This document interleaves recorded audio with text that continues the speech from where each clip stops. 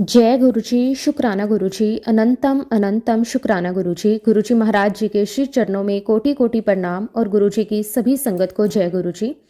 संगत जी, जब हमें गुरुजी का साथ मिल जाता है तो जीवन का रास्ता अपने आप आसान होने लगता है। गुरुजी केवल उपदेश नहीं देते बल्कि हमें सही दिशा दिखाते हैं, एक ऐसी दिशा जिसमें प्रेम, विश्वास, सेवा और समर्पण का प्रकाश होता है। उनका बताया हुआ मार्ग कोई कठिन तपस्या नहीं बल्कि एक सरल जीवन जीने की कला है, जहां पर परिस्थिति में शुक्राना करना, सबके प्रति दया रखना और सच्चाई के साथ आगे बढ़ना ही असली साधना बन जाती है। कहा जाता है कि गुरुजी किसी का हाथ पकड़ लेते हैं तो फिर वह हाथ कभी छूटता नहीं है। वे केवल उस व्यक्ति का ही नहीं बल्कि उसके पूरे परिवार का ध्यान रखते हैं। अनेक बार हम समझ भी नहीं पाते कि कितनी मुश्किलें गुरुपा ने अपनी कृपा से ही टाल दी है और कितने कष्ट आने से पहले ही समाप्त हो गए हैं। गुरुजी की छत्र छाया में चलने वाला व्यक्ति धीरे धीरे भय, चिंता और असुरक्षा से मुक्त होने लगता है, क्योंकि उसे विश्वास हो जाता है कि अब वो अकेला नहीं है। गुरुजी के रास्ते पर चलना मतलब अपने जीवन को पॉजिटिविटी से भर देना, हर परिस्थिति को ईश्वर की इच्छा मानकर स्वीकार करना और सेवा के भाव से जीना। जब हम ऐसा करते हैं तो केवल आध्यात्मिक उन्नति ही नहीं होती बल्कि घर परिवार में शांति, सुख, समृद्धि का अनुभव होने लगता है। संगत जी, आज का सत्संग भी बहुत ही सुंदर, बहुत ही प्यारा सत्संग है। गुरुजी महाराज जी की बहुत ही प्यारी और पुरानी संगत विलायती अंकल का सत्संग है। तो चलिए संगत जी, पूरे श्रद्धा भाव के साथ इस सत्संग को शुरू करते हैं। जय गुरुजी, शुक्राना गुरुजी, अनंतम अनंतम शुक्राना गुरुजी। संगत जी, सबसे पहले गुरुजी महाराज जी के चरणों में मेरा अनंतम अनंतम शुक्राना, कोटि कोटि नमस्कार। आज एक बार फिर गुरुजी महाराज जी ने मुझे सत्संग का अवसर दिया। ये भी उनकी असीम कृपा है कि वह हम जैसे साधारण इंसानों को अपने नाम का गुणगान करने का मौका देते हैं। संगत जी, मैं दिल से ये मानता हूँ कि आज सत्संग के दौरान मेरे मन में जो भी भाव आएंगे, जो भी शब्द निकलेंगे, वो सब गुरुजी की ही प्रेरणा से होंगे। क्योंकि संगत जी, हम कुछ भी अपने आप नहीं कर सकते, सब कुछ गुरुजी की कृपा से ही होता है। आज गुरुजी महाराज जो भी मुझसे कहलवाना चाहेंगे, मैं वही सत्संग में कहूँगा। संगत जी, आज मैं सत्संग की शुरुआत एक छोटी सी कहानी से करना चाहता हूँ, लेकिन ये केवल कहानी नहीं बल्कि जीवन की बहुत बड़ी सच्चाई अपने अंदर समेटे हुए है। और इस कहानी का जो सार है वो मैं अंत में बताऊंगा। कहानी कुछ इस प्रकार है। संगत जी, एक गांव में एक चोर रहा करता था। वो चोर कोई साधारण चोर नहीं था। वह अपने काम में बहुत ही चालाकी से और होशियारी से काम करता था। उसने अपने जीवन में अनगिनत चोरियां की थी, लेकिन कभी भी पुलिस उसे पकड़ नहीं पाई। गांव के लोग भी जानते थे कि चोरी उसी ने की होगी, लेकिन उसके खिलाफ कोई सबूत नहीं मिलता था।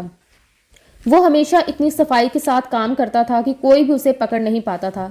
समय बीतता गया। संगत जी, उस चोर का एक बेटा भी था। वो अपने बेटे से बहुत प्यार करता था, लेकिन जैसा इंसान खुद होता है वह अपने बच्चों को भी वैसा ही बनाना चाहता है। ये मानव स्वभाव है। इसलिए उस चोर ने भी अपने बेटे को बचपन से ही चोरी करना सिखाना शुरू कर दिया। उसे सिखाया कि कैसे ताले तोड़े जाते हैं, कैसे आवाज बिना किए घर में घुसा जाता है, कैसे लोगों की नजरों से बचा जाता है, कैसे सबूत मिटाए जाते हैं। धीरे धीरे उसका बेटा भी उसी रास्ते पर चलने लगा। जनरली संगत जी, हम सभी अपने जीवन में यही करते हैं। हम चाहते हैं कि जो काम हम कर रहे हैं, जो पहचान हमने बनाई है, आगे चलकर हमारे बच्चे भी वही काम करें, उसी को आगे बढ़ाएं, चाहे वो काम अच्छा हो या बुरा। लेकिन इंसान अक्सर वही आगे बढ़ाता है जो खुद जानता है। अब संगत जी, वो चोर उम्र के अंतिम पड़ाव पर पहुंच गया। एक दिन उसे एहसास हुआ कि अब उसका अंत समय नजदीक है।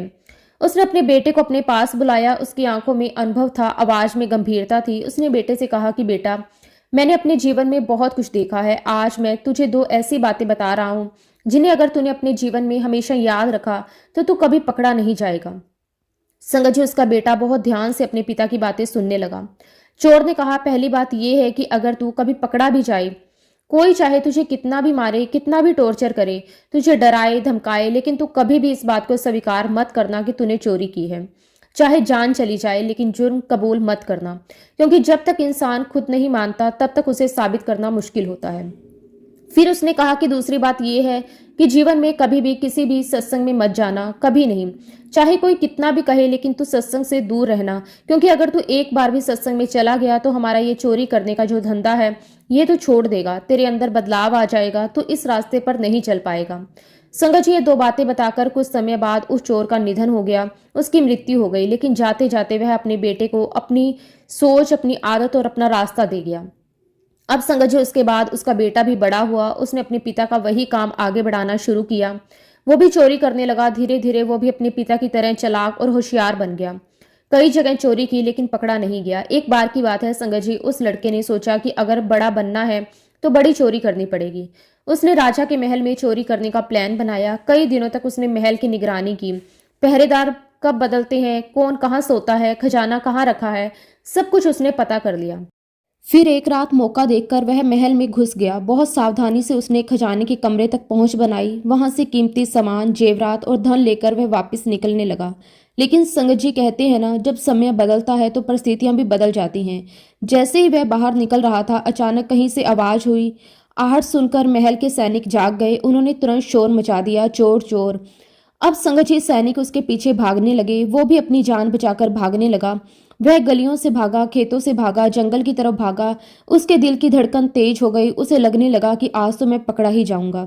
उसी भागदौड़ में अचानक उसकी नजर एक जगह पड़ी जहां बहुत सारे लोग बैठे हुए थे। वहां सत्संग चल रहा था, भजन हो रहे थे, लोग प्रभु का नाम ले रहे थे। अब संगत जी, उसके मन में विचार आया कि बचने का यही एक तरीका है। वह तुरंत वहां गया। सबसे पहले उसने चोरी का सारा सामान एक जगह छुपा दिया ताकि किसी को भी दिखाई ना दे। फिर वह जाकर सत्संगियों के बीच बैठ गया, ऐसे जैसे वह भी उन्हीं में से एक हो। थोड़ी देर बाद सत्संग समाप्त हुआ। सभी लोग उठकर जाने लगे। अब उसकी भी मजबूरी थी, वो भी उनके साथ साथ बाहर निकल गया। उधर सैनिक खोजते खोजते वहां पहुंचे। उन्हें चोरी का सामान तो मिल गया जो उसने छुपाया था। उन्होंने सामान जब्त कर लिया। फिर उन्होंने गांव वालों से पूछना शुरू किया कि इतनी हिम्मत किसकी हो सकती है कि वो राजा के महल में चोरी करे। जब संगत जी गांव वालों से पूछा गया तो गांव वालों ने कहा कि किसी जमाने में एक चोर रहा करता था। वह अपने जीवन में कभी पकड़ा नहीं गया। अब वो चोर तो है नहीं, उसका एक बेटा जरूर है। उस बेटे को हमने कभी भी कोई दूसरा काम करते हुए तो नहीं देखा। हो सकता है, हो ना हो, उसी का ये काम होगा।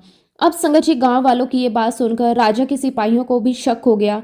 उन्होंने तुरंत उस लड़के को पकड़ लिया और उसे राजमहल लेकर आए। रास्ते भर लोग उसे देख रहे थे। कोई कह रहा था कि यही होगा चोर, कोई कह रहा था बाप भी चोर था, बेटा भी चोर निकला, कोई ताने मार रहा था। लेकिन संगत जी, वह लड़का अंदर से डरा हुआ जरूर था, पर अपने चेहरे पर वह डर दिखने नहीं दे रहा था। उसने अपने पिता की बातें याद की। राजा के सामने उसे पेश किया गया। दरबार सजा हुआ था। मंत्री, सैनिक, दरबारी सभी मौजूद थे। राजा ने गंभीर आवाज में उससे पूछा, सच सच बताओ, क्या तुमने चोरी की है? जो भी बात है साफ कह दो। अगर तुम सच बोलोगे तो शायद तुम्हारे लिए कुछ नरमी हो सकती है। लेकिन संगत जी, उस लड़के को अपने पिता की पहली सीख याद थी, चाहे कुछ भी हो जाए, सच स्वीकार नहीं करना। वह हाथ जोड़कर बोला, महाराज, मैंने कोई चोरी नहीं की। राजा ने फिर पूछा, सोच लो, सच बोलना ही अच्छा होता है। फिर वह बोला, मैंने चोरी नहीं की। अब संगत जी, सैनिकों को आदेश दिया गया कि इसे सख्ती से पूछताछ करो। उसे मारा गया, पीटा गया, डराया गया, कई तरह के टॉर्चर किए गए। लेकिन हर बार एक ही बात कहता, मैंने चोरी नहीं की। उसके शरीर पर चोटें थी, दर्द था, लेकिन उसके मन में पिता की बात गूंज रही थी, कबूल मत करना। अब संगत जी, राजा का एक नियम था, कोई भी अपराधी जब तक अपना अपराध स्वीकार नहीं करता तब तक उसे सजा नहीं दी जा सकती, चाहे सबूत कितने भी क्यों ना हो। यहाँ भी संगत जी, सारे सबूत उसी के खिलाफ थे। चोरी का सामान मिला था, शक भी उसी पर था, लेकिन उसने जुर्म कबूल नहीं किया। मजबूरी में उस समय राजा ने उसे छोड़ दिया। लेकिन संगत जी, राजा को ये बात खटक रही थी। उसके जाने के बाद राजा ने अपने मंत्रियों के साथ चर्चा की। राजा ने कहा कि ये लड़का दोषी तो लगता है, लेकिन जब तक ये खुद नहीं मानेगा हम इसे सजा नहीं दे सकते। जरूर कोई ऐसा तरीका होगा, कोई ऐसा व्यक्ति होगा जिसके सामने ये अपना अपराध जरूर स्वीकार कर ले। राजा ने घोषणा की, पता लगाओ कि यह लड़का किससे डरता है, किस पर विश्वास करता है, किसके सामने सच बोल सकता है। मंत्रियों ने जांच शुरू की। गांव में पूछताछ हुई, उसके बारे में जानकारी जुटाई गई। तब पता चला कि लड़का देवी माँ का बहुत बड़ा भक्त है। वह नियमित रूप से उनकी पूजा करता है और उन्हें बहुत मानता है। अब संगत जी, राजा ने एक योजना बनाई। उन्होंने एक कमरे के अंदर एक महिला को कालका माता का रूप धारण करा के खड़ा कर दिया। कमरे में इतनी हल्की रोशनी की गई कि चेहरा साफ दिखे, लेकिन वातावरण रहस्यमय लगे। ऐसा प्रतीत हो कि सचमुच देवी प्रकट हुई है। अब उस लड़के को बुलाया गया। कहा गया कि तुम्हारी भक्ति से प्रसन्न होकर देवी माँ तुम्हें दर्शन देने आई है। संगत ये सुनकर वो लड़का भावुक हो गया। उसके मन में श्रद्धा थी। वह कमरे में पहुंचा, अंदर देखा, सामने देवी का स्वरूप खड़ा है। उसे लगा, आज मेरी भक्ति सफल हो गई, देवी माँ ने साक्षात दर्शन दिए हैं। उसका मन खुशी से भर गया, उसकी आंखों से आंसू आ गए। तभी वह स्वरूप बोला, पुत्र, मैं तुम्हारे लिए आई हूँ। तुम्हारे मन में जो भी बोझ है मुझे बता दो। तुम इतने परेशान क्यों हो? संगत जी, ये सुनकर उसका दिल भर आया। वह सच बोलने ही वाला था कि उसे लगा माँ के सामने क्या छुपाना। लेकिन तभी संगत जी उसकी नजर जमीन पर पड़ी। उसने देखा कि जो देवी माँ सामने खड़ी है, उनकी परछाई जमीन पर पड़ रही है। उसी क्षण संगत जी उसके मन में एक बात बिजली की तरह कौंध गई। उसे याद आया उस दिन जब वह भागते भागते सत्संग में गया था तो थोड़ी देर के लिए बैठा था। वहां उसने केवल एक ही बात सुनी थी कि जो सच्चे अवतार होते हैं, जो ईश्वर होते हैं, उनकी परछाई नहीं होती। बस संगत जी, वही एक वाक्य उसके मन में गूंज गया। अब उसे शक हुआ। उसने ध्यान से देखा, उसे समझ आ गया ये देवी नहीं है, ये कोई जाल है। उस क्षण वो जो बात स्वीकार करने जा रहा था, उसने वह बात रोक ली। वह शांत खड़ा रहा। राजा का जो जाल बिछाया गया था वह विफल हो गया। उसने कुछ भी स्वीकार नहीं किया। मजबूरी में राजा को उसे छोड़ना पड़ा। अब संगतजी, जब वह वहां से निकला, उसके मन में एक तूफान चल रहा था। वह सोच रहा था कि मैं उस दिन सत्संग में केवल थोड़ी देर बैठा। मैंने सिर्फ एक ही बात सुनी कि देवी देवताओं और अवतारों की परछाई नहीं होती। सिर्फ इस एक बात ने मेरा जीवन बचा लिया, मुझे फांसी से बचा लिया। अगर मैं हमेशा सत्संग में जाऊं, अगर मैं सत्संग की बातें सुनूं, अगर मैं उसी रास्ते पर चलूं, तो मेरा पूरा जीवन ही बदल सकता है। और इस प्रकार संगत जी, उस चोर ने सत्संग में जाना शुरू किया और उसका पूरा जीवन ही परिवर्तित हो गया। संगत जी, इस कहानी का सार ये है कि जब गुरुजी महाराज हमें सत्संग में बिठाते हैं, हमें सत्संग में बुलाते हैं, तो वह केवल हमें बिठाने के लिए नहीं बुलाते। उसके पीछे गुरुजी की बहुत गहरी कृपा और बहुत बड़ा उद्देश्य होता है। क्योंकि संगत जी, सत्संग कोई साधारण जगह नहीं होती। वह एक ऐसी दिव्य ऊर्जा का स्थान होता है जहाँ बैठकर इंसान के विचार बदलने शुरू हो जाते हैं। उसकी सोच बदलने लगती है, उसका नजरिया बदलने लगता है। कई बार संगत जी, हम सोचते हैं कि हम तो बस यूं ही सत्संग में बैठ गए, हमें तो कुछ खास समझ भी नहीं आया। लेकिन सच तो ये है कि गुरुजी की कृपा से ही वही एक वाक्य, वही एक बात, वही एक उदाहरण हमारे जीवन में किसी बड़े मोड़ का कारण बन सकता है। जैसे उस चोर के बेटे ने केवल एक बात सुनी कि सच्चे अवतारों की परछाई नहीं होती, उसी एक बात ने उसका जीवन बचा लिया। इसी प्रकार संगत जी, जब हम जीवन में परेशान होते हैं, जब कोई समस्या आती है, जब रास्ता समझ नहीं आता, तब अचानक हमें सत्संग की कोई बात याद आ जाती है और उसी से समाधान मिल जाता है। कई बार हमारा जीवन ही बदल जाता है। कई बार हमारा जीवन 360 डिग्री घूम जाता है। जो इंसान गलत रास्ते पर जा रहा होता है, वह सही रास्ते पर आ जाता है। जो इंसान बुरे कामों में फंसा होता है, उसके गलत काम बंद हो जाते हैं। जो इंसान भ्रम में होता है, उसे सच्चाई दिखाई देने लगती है। कुल मिलाकर संगत जी, सत्संग इंसान को इंसान बनाता है, उसे सच्चा बंदा बनाता है, उसे नेकी के रास्ते पर चलना सिखाता है। यही गुरुजी महाराज जी भी चाहते हैं। गुरुजी महाराज हमेशा कहते थे, जो मैं देने आया हूँ वो मुझसे कोई लेता ही नहीं। सभी अपनी दुनियावी चीजों में फंस कर रह जाते हैं। कोई धन मांग रहा है, कोई नौकरी मांग रहा है, कोई घर मांग रहा है और कोई स्वास्थ्य मांग रहा है। लेकिन असली चीज शांति, सच्चाई और आत्मिक उन्नति वह कोई मांगता ही नहीं। संगत जी, एक बात और है, जिस व्यक्ति को इस धरती पर भेजा जाता है, उसका सारा लेखा जोखा पहले से ही तैयार होता है। किसे क्या मिलेगा, कब मिलेगा, कैसे मिलेगा, सब पहले से निश्चित होता है। इंसान सोचता है कि वह सब कर रहा है, लेकिन असल में करने वाला कोई और ही होता है। इसी बात को समझाने के लिए संगत जी, एक छोटी सी कहानी भी है। एक राजा था, उसे अपने ऊपर बहुत अहंकार था। वो हमेशा कहता था कि मेरी वजह से मेरी प्रजा जिंदा है, मैं सबको खाना खिला रहा हूँ, मैं सबकी देखभाल कर रहा हूँ, मेरी दया दृष्टि पर सब पल रहे हैं। एक दिन एक गुरु वहां से गुजर रहे थे। जब उन्हें ये बात पता चली तो उन्होंने राजा से कहा कि नहीं, ये सब कुछ करने वाला कोई और है। राजा ने कहा, नहीं, ये सब मैं ही कर रहा हूँ। गुरु मुस्कुराए। उन्होंने जमीन से एक पत्थर उठाया और राजा को देते हुए कहा, इसे तोड़ो। राजा ने पत्थर तोड़ा। जब पत्थर टूटा तो उसके अंदर छोटे छोटे कीड़े दिखाई दिए। गुरु ने पूछा, बताओ, इस पत्थर के अंदर इन छोटे छोटे कीड़ों का भोजन कौन दे रहा है? संगत जी, उस क्षण राजा का अहंकार टूट गया। उसे समझ आ गया कि इस धरती पर एक दिव्य शक्ति है जो सबका पालन पोषण कर रही है, जो सबका ध्यान रख रही है। एक सुपर नेचुरल पावर है जो सबका ख्याल रखती है, सबका हिसाब किताब भी वही रखती है। संगत जी, ऐसी ही एक और बहुत प्यारी कहानी है जो शब्द में भी आती है। किसी समय एक व्यक्ति था जिसका मन ईश्वर में बहुत लगा रहता था। वह ईश्वर भक्ति में रमा हुआ था। उसकी आस्था अटूट थी। उसके जीवन का एक नियम था, वह सुबह सबसे पहले उठता, स्नान करता, ईश्वर का ध्यान करता, प्रार्थना करता, उसके बाद वो भोजन बनाता। लेकिन संगत जी, वह खुद भोजन करने से पहले एक नियम का पालन करता था। जब तक वह किसी भूखे को भोजन नहीं करा देता, तब तक वह समय भोजन नहीं करता था। जो भी भूखा उसके द्वार पर आता, वह उसे प्रेम से बिठाकर भोजन करवाता, पानी पिलाता, आदर देता और उसके बाद ही खुद भोजन करता। समय बीतता गया। उसका ये नियम वर्षों तक चलता रहा। एक दिन की बात है संगत जी, वह अपने सभी कामों से फ्री हो गया, भोजन भी तैयार हो गया। अब उसे इंतजार था कि कोई भूखा उसके द्वार पर आए ताकि वह उसे भोजन करा सके। लेकिन उस दिन कोई भी भूखा उसके दरवाजे पर नहीं आया। समय बीतता गया, दोपहर होने लगी। उसे भूख भी लग रही थी, लेकिन वह अपने नियम पर अडिग था। आखिर वह अपने घर से बाहर निकला, ये सोचकर कि शायद कोई जरूरतमंद बाहर मिल जाए। जैसे ही वह बाहर निकला, उसकी नजर एक व्यक्ति पर पड़ी। वह लगभग 40 से 42 साल का था।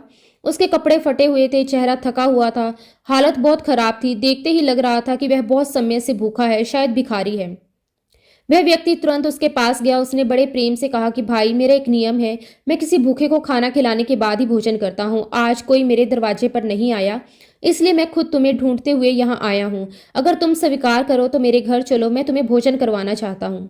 संगत जी, वह भिखारी उस व्यक्ति के साथ उसके घर आ गया। वह व्यक्ति बड़े प्रेम से उसे अंदर लेकर गया। उसने उसे बिठाया, पानी दिया, आदर दिया। उसके मन में सेवा का भाव था। उसे लग रहा था कि आज उसका नियम पूरा हो जाएगा, वह अपने प्रभु को प्रसन्न कर पाएगा। कुछ ही देर में उसने भोजन की थाली सजाकर उस भिखारी के सामने रख दी। गरम गरम रोटी, सब्जी, दाल, सब कुछ प्रेम से परोसा। संगत जी, जैसे ही थाली सामने आई, वो भिखारी तुरंत खाना शुरू करने लगा। उसे इतनी भूख लगी थी कि उसने बिना कुछ बोले ही रोटी तोड़कर खाना शुरू कर दिया। तभी उस व्यक्ति ने उसका हाथ पकड़कर उसे रोक दिया। उसने कहा कि रुको, आप क्या कर रहे हो? जिसने आपको ये भोजन दिया है, सबसे पहले उस ईश्वर का शुक्राना तो करो, उसका धन्यवाद करो। संगत जी, सुनकर भिखारी ने उसकी तरफ देखा। उसके चेहरे पर थकान भी थी, पीड़ा भी थी, कहीं ना कहीं जीवन से शिकायतें भी थी।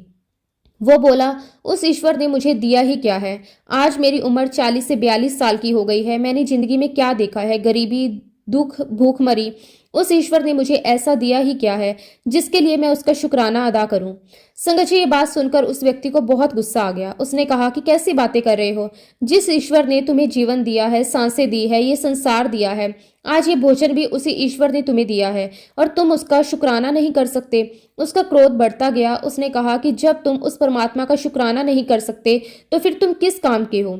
और गुस्से में आकर संगत जी, उसने उस भिखारी को अपने घर से भगा दिया। भिखारी चला गया, दरवाजा बंद हो गया। लेकिन संगत जी, उस दरवाजे के साथ उस व्यक्ति के मन की शांति भी बंद हो गई। कुछ देर बाद जब वह अपने भगवान की पूजा करने बैठा तो उसका मन नहीं लग रहा था। उसने मंत्र पढ़ने की कोशिश की, लेकिन ध्यान भटक रहा था। उसने आंखें बंद की, लेकिन भीतर बेचैनी थी। उसने सोचा, ये क्या हो गया? मैं तो रोज पूजा करता हूँ, रोज ध्यान करता हूँ, आज ऐसा क्यों हो रहा है? संगत जी, उसका मन व्याकुल हो गया। आखिर उसने अपने प्रभु से प्रार्थना की, प्रभु, आज मेरा ध्यान आपकी तरफ क्यों नहीं लग रहा? आज मेरा मन इतना बेचैन क्यों है? मैंने ऐसा क्या कर दिया? तभी संगत जी, उसके भीतर से आवाज आई, आज तूने मेरे बंदे को अपने घर से भूखा भेज दिया। ये सुनकर वह चौंक गया। उसने कहा कि प्रभु, वो तो आपका भी शुक्राना नहीं करता, उसे तो इस बात की परवाह ही नहीं कि आपने उसे भोजन दिया। जो आपका धन्यवाद ही नहीं कर सकता, उसे भोजन क्यों कराऊं? तब संगत जी, ईश्वर ने कहा कि वह 40 सालों से मुझे कोसता है, मुझे गालियां देता है, मुझसे शिकायतें करता है, लेकिन मैंने उसे पैदा किया तो उसके भरण पोषण की जिम्मेदारी मेरी है। उसके जैसे भी कर्म है, उसे कर्म अनुसार तो उसे भोगना ही पड़ेगा, लेकिन उसके पालन पोषण की जिम्मेदारी मेरी है। उसने एक बार शुक्राना नहीं किया तो तुमने उसे भोजन नहीं दिया। ऐसे कैसे ये सृष्टि चलेगी? संगत जी, सुनकर उस व्यक्ति की आंखों से आंसू आ गए। उसे अपनी गलती का एहसास हुआ। उसे समझ आया कि सेवा का अर्थ केवल अच्छे लोगों की सेवा करना नहीं होता, सेवा का अर्थ है बिना शर्त सेवा करना। संगत जी, इस धरती पर जिसका भी जन्म हुआ है, उसको उसके कर्म अनुसार फल तो भोगना ही होगा, लेकिन उसके पालन पोषण की जिम्मेदारी ईश्वर ने ले रखी है। उसका हर हाल में पालन पोषण तो होगा, लेकिन उसके कर्मों को कोई नहीं बदल सकता। ये सृष्टि का नियम है कि इंसान अपने कर्मों का फल अवश्य भोगता है। अच्छा करेगा तो अच्छा पाएगा, बुरा करेगा तो बुरा पाएगा। लेकिन संगत जी, एक बात और है, सिर्फ एक गुरु ही ऐसा होता है जो अगर किसी के सर पर कृपा का हाथ रख दे तो उसके कर्मों की दिशा बदल सकती है। गुरु कृपा से वह बोझ हल्का हो सकता है जो इंसान अकेले कभी नहीं उठा सकता। जो उस व्यक्ति की किस्मत में लिखा हुआ है, उसे लिखे हुए को बदलने की ताकत भी गुरु कृपा से ही आती है। इसलिए कहा जाता है कि गुरु का स्थान बहुत ऊंचा है, क्योंकि गुरु ही हमें उस परम शक्ति से जोड़ता है। गुरु ही अंधकार से प्रकाश की ओर ले जाता है। इसलिए संगत जी, गुरु जी के चरणों में बैठकर उनका नाम जाप करना चाहिए, सत्संग सुनना चाहिए, शब्द गुरबानी को अपने जीवन में उतारना चाहिए, क्योंकि संगत जी, हमारे जीवन के पालनहार भी गुरु जी महाराज हैं, वो तारनहार भी गुरु जी महाराज ही हैं। वही हमें संभालते हैं, वही हमें बचाते हैं, वही हमें सही रास्ता दिखाते हैं। संगत जी, गुरु जी महाराज जब शब्द सुनाते हैं, जब ज्ञान देते हैं तो केवल सुनाने के लिए नहीं सुनाते, वह हमारी आत्मा को पकड़ाना चाहते हैं। वो चाहते हैं कि वह बात हमारे भीतर उतर जाए, हमारी समझ में आ जाए। जब वह बात समझ में आ जाती है तो इंसान का जीवन बदल जाता है, उसके जीवन का रास्ता साफ हो जाता है। फिर वह उसी रास्ते पर चल पड़ता है जिस रास्ते पर गुरु जी चाहते हैं कि वह चले। संगत जी, मैं आपको एक सच्चा अनुभव बताना चाहता हूँ। सन 2006 में जिन आंटी के माध्यम से मैं गुरुजी महाराज जी की शरण में गया, संगत जी, गुरुजी महाराज जी ने उन आंटी को स्पष्ट रूप से कह दिया था कि तुम्हारा पूरा परिवार, तुम्हारे बच्चे, तुम्हारा पति सब मेरे संरक्षण में है। मेरे होते हुए तुम्हें कुछ भी नहीं हो सकता। संगत जी, आप यकीन मानिए, ये कोई साधारण शब्द नहीं थे, ये आशीर्वाद था, ये सुरक्षा कवच था। उन आंटी के जीवन में बाद में बहुत परेशानियां आई, परिस्थितियां कठिन हुई। कई लोगों ने उनके साथ बुरा करने की कोशिश की, लेकिन संगत जी, वो आंटी और उनका पूरा परिवार हमेशा गुरुजी के सुरक्षा कवच के अंदर रहा। कोई भी उनका बाल भी बांका नहीं कर सका। समय बीतता गया, उनका जीवन गुरुजी महाराज जी के सहारे, उनके आशीर्वाद से बहुत ही सरल होता चला गया। उनके घर में शांति भी रही, संतोष भी रहा और आनंद भी रहा। आज संगत जी, उनके बच्चे गुरुजी महाराज की कृपा से अपने जीवन में बहुत अच्छा कर रहे हैं, आगे बढ़ रहे हैं, सफल हो रहे हैं। ये सब देखकर दिल में एक ही शब्द निकलता है, वो है सिर्फ और सिर्फ गुरुजी महाराज जी के लिए शुक्राना। शुक्राना, अनंतम अनंतम शुक्राना। लेकिन संगत जी, कई बार हमारे जीवन में कुछ ऐसी मजबूरियां होती हैं कि हम गुरु को मान तो लेते हैं, लेकिन उन पर पूर्ण भरोसा नहीं कर पाते। क्यों? क्योंकि हमारी आंखों के सामने कोई ऐसा अनुभव नहीं हुआ होता, कोई ऐसी घटना नहीं घटी होती जिससे हमारा विश्वास अटूट बन जाए। इंसान का मन प्रमाण मांगता है। ठीक इसी प्रकार संगत जी, एक आंटी हैं जो मुझे भाई मानती हैं। वो मेरे साथ गुरुजी महाराज जी के पास गई तो सही, उन्होंने दर्शन भी किए, सत्संग में भी बैठी, लेकिन उनके मन में पूर्ण विश्वास नहीं आया। वो गुरुजी के यहाँ भी जाती रही, लेकिन साथ साथ ज्योतिषों के पास भी जाती रही, पंडितों के पास भी जाती रही। कभी किसी से कुंडली दिखाती, कभी किसी से उपाय पूछती, कभी किसी से ग्रह दोष की बातें करती। मन में डर था, असुरक्षा थी, भविष्य की चिंता थी। एक दिन संगत जी, उन्होंने मुझे कहा, मैं एक ज्योतिषी के पास गई थी। उस ज्योतिषी ने मेरी चारों बेटियों के लिए ये सारे नग नगीने बताए हैं, ये सब हमें पहनने हैं। मुझे भी अलग अलग पत्थर पहनने को कहा है, तभी हमारे जीवन की परेशानियां दूर होंगी। संगत जी, मैंने उन्हें बहुत प्रेम से समझाया। मैंने कहा कि गुरुजी महाराज जी तो हमेशा कहते हैं, अगर इन पत्थरों से भला होना होता तो जो अमीर लोग हैं, जिनके पास पैसे की कोई कमी नहीं है, वो छोटे छोटे नग नगीने क्यों पहनते? वो तो किलो किलो के पत्थर अपने गले में लटका लेते, क्योंकि हर इंसान को अपनी समस्या का समाधान तुरंत चाहिए। किसी के पास इतना सब्र, इतना धैर्य, इतनी प्रतीक्षा करने की क्षमता नहीं होती कि वह उस समय का इंतजार कर सके जब उसका कल्याण होना तय है। इंसान चाहता है कि आज समस्या है तो आज ही समाधान मिल जाए, अभी दर्द है तो अभी ही राहत मिल जाए।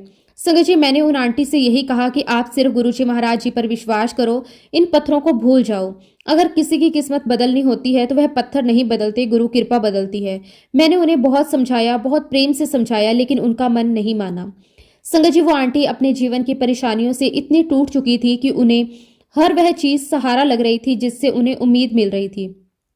उनका पूरा विश्वास था कि ज्योतिषी ने जो नग नगीने बताए हैं, उन्हें पहनने के बाद उनकी किस्मत चमक जाएगी, उनके जीवन की परेशानियां दूर हो जाएंगी।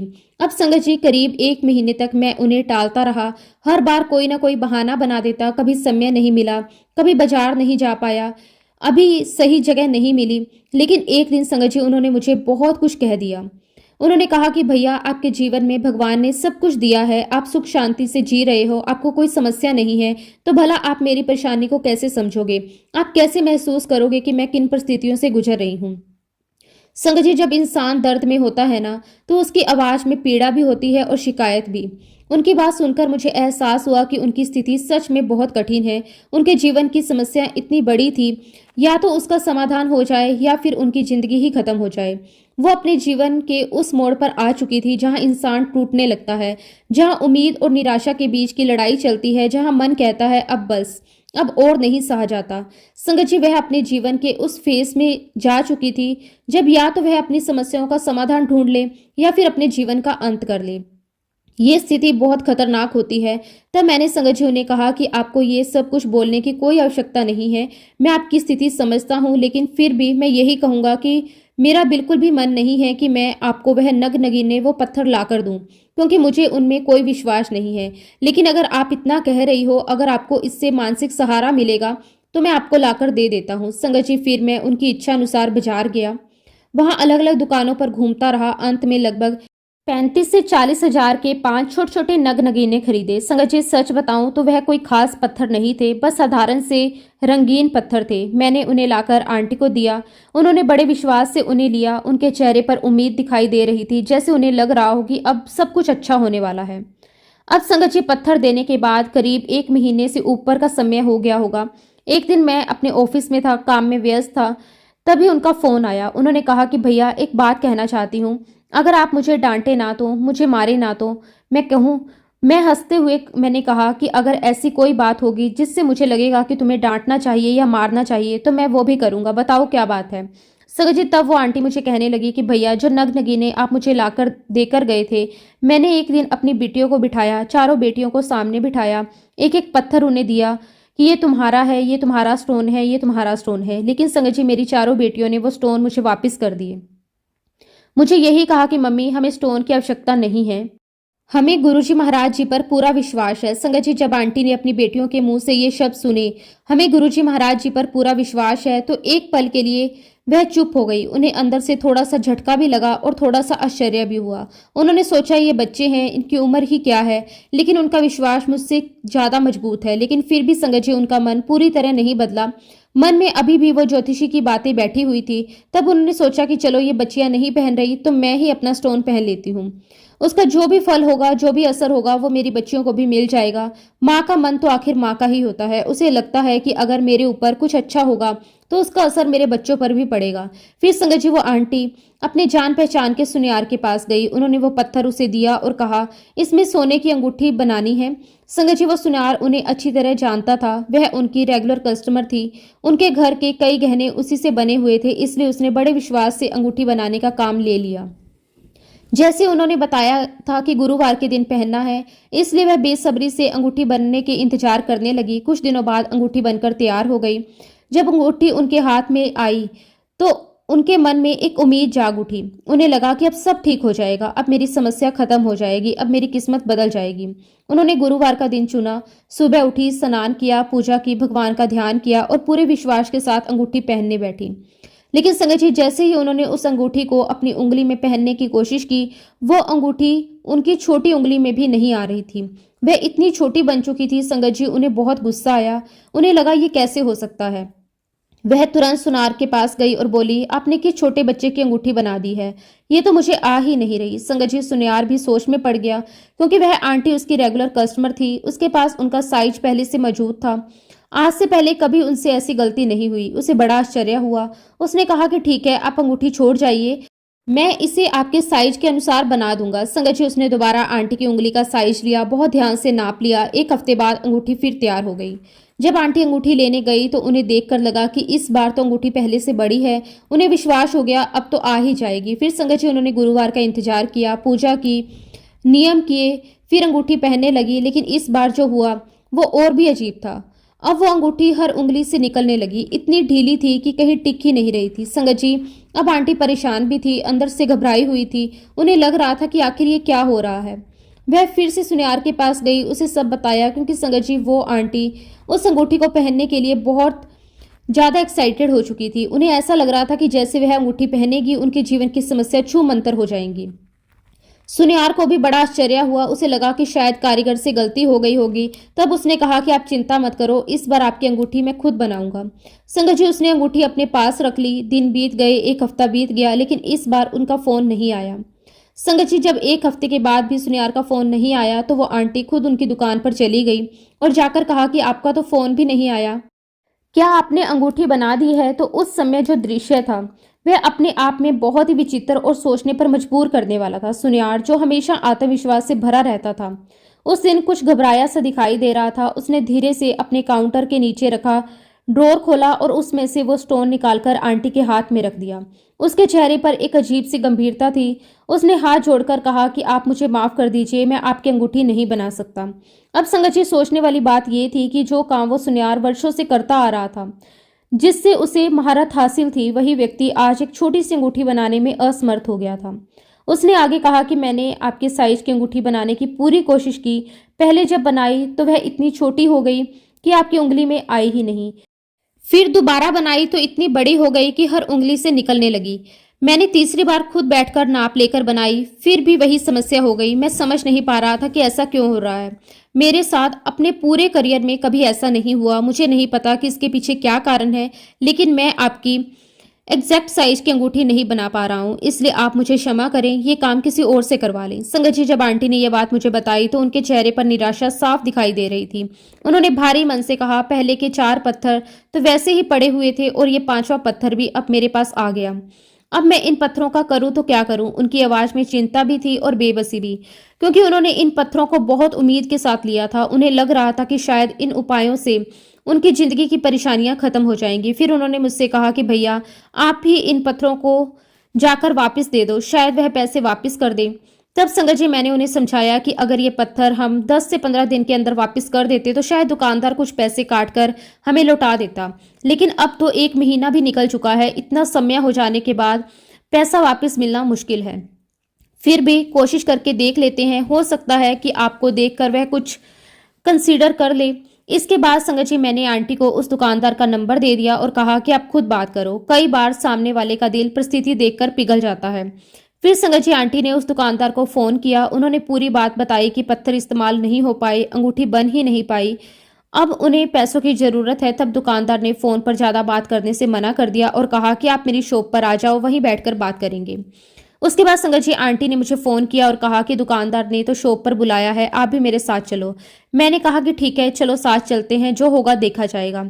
जब हम दोनों उसकी दुकान पर पहुंचे तो उसने हमें बिठाया और कहा कि देखो, स्टोन का सारा काम मेरा छोटा भाई देखता है, उसने अब अलग शॉप खोल ली है, आप वहां जाओ, मैं उसे फोन करके बता देता हूँ कि आप आ रहे हो।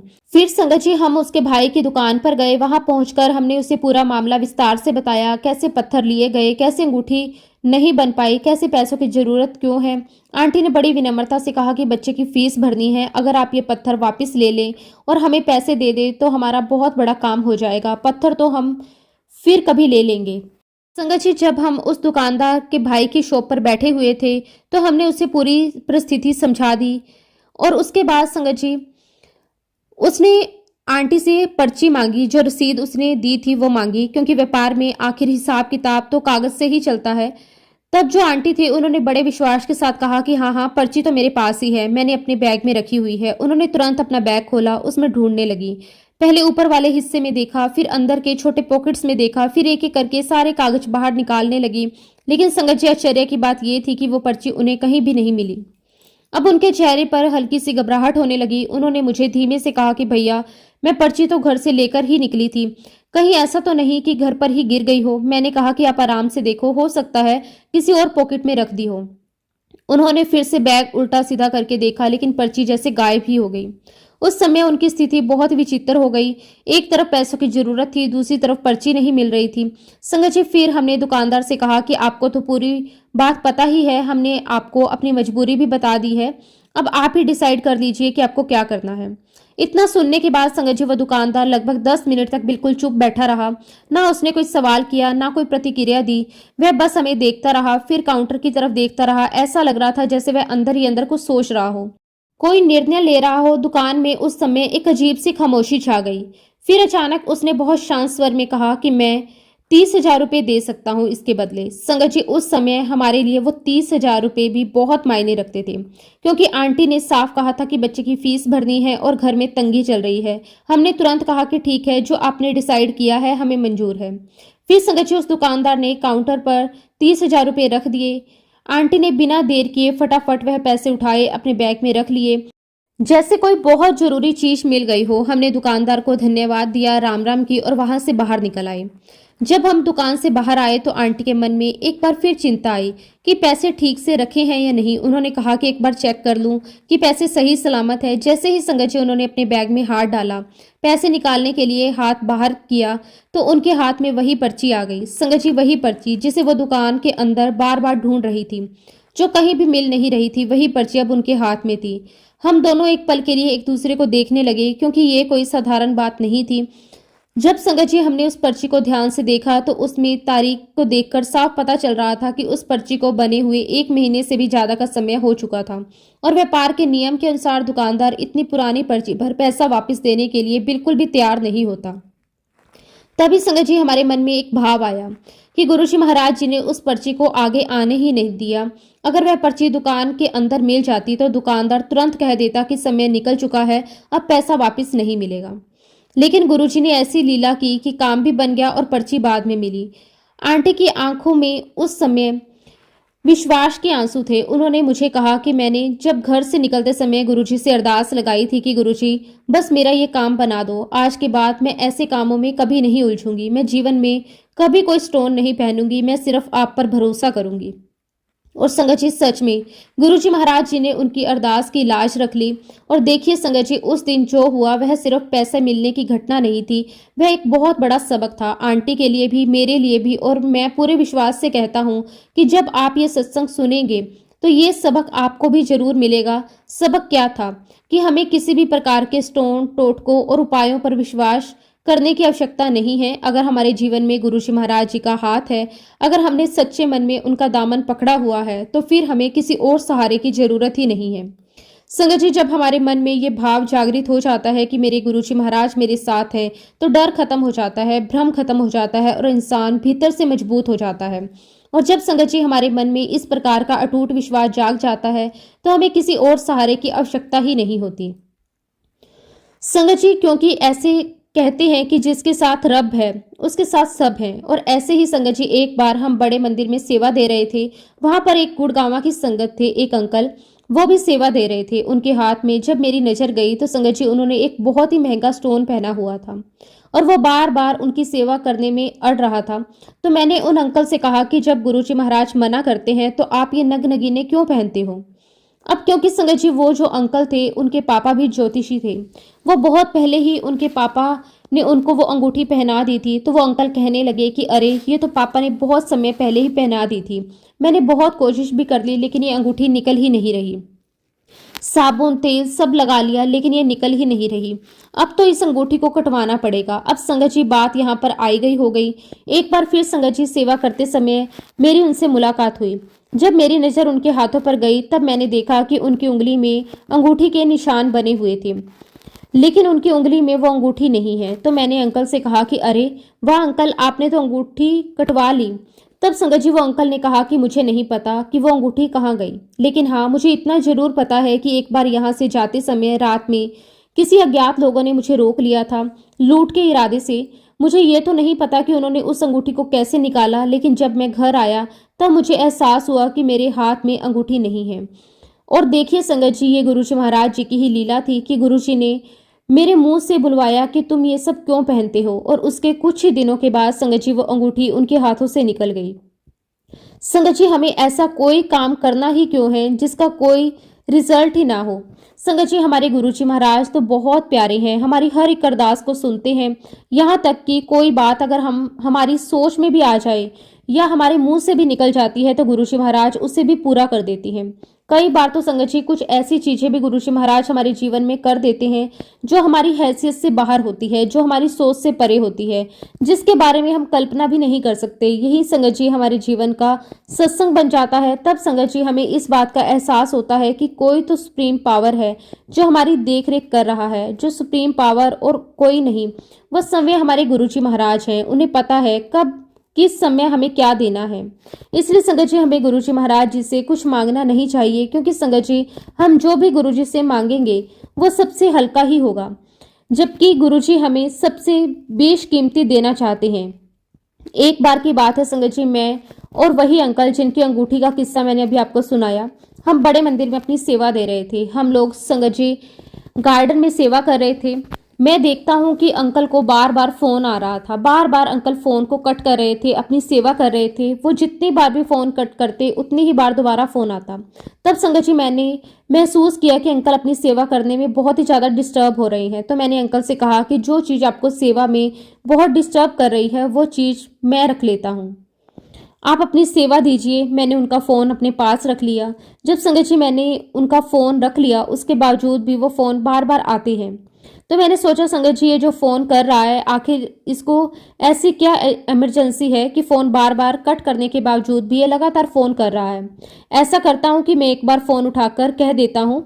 जैसा कि संगत जी मैंने फ़ोन उठाया, वहाँ से मुझे आवाज़ आई हैप्पी बर्थडे।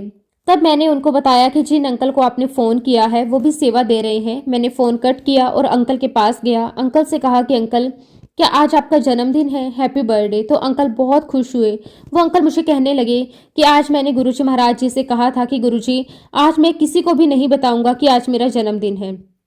आप खुद अपनी संगत को बताना कि आज मेरा जन्मदिन है। और इस प्रकार संगत जी, गुरुजी महाराज जी ने अंकल की अरदास का जवाब दिया। संगत जी, ये बात तो सुबह की थी।